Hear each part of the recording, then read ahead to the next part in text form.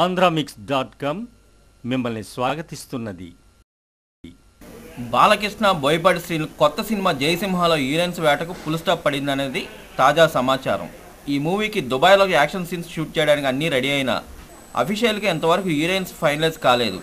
తప్పనిసరి పరిస్థితుల్లో శార్మిని ముందుగా సెలెక్ట్ చేసిన బోయపాటి మెయిన్ హీరోయిన్ వేటలో ముమ్మరంగా కసరత్తు చేసి బాలకృష్ణ సలహాపై ఎట్టకేలా త్రిషాను ఒప్పించినట్టు తెలుస్తుంది. ఏదేమైనా ఈ సినిమాకు హీరోయిన్ ఎంపిక పెద్ద సమస్యగా మారిందని, క్రేజీ హీరోయిన్స్ ఎవరు ముందుకు రాకపోవడంతో 10 ఏళ్ళ సీనియారిటీ ఉన్న పాత హీరోయిన్స్తోనే బాలకృష్ణ సరిపెట్టుకోవాల్సిన పరిస్థితి ఏర్పడిందని పుకార్లు వినిపిస్తుంది. గతంలో బాలకృష్ణ జంటగా చార్మి అల్లరిపిడికిలో నటించిన త్రిషాకు మాత్రం బాలయ్యతో ఇదే ఫస్ట్ కాంబినేషన్. వీరిద్దరూ ప్రభాస్తో పౌర్ణమి మూవీలో నటించిన సంగతి తెలిసిందే.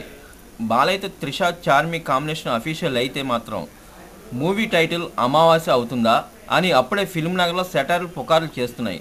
ఫ్యాన్స్ మాత్రం సినిమాలో సత్తా ఉంటే బాలయ్యకు హీరోయిన్స్ ఎవరైతే అయినా సర్దిపెట్టుకుంటున్నారట.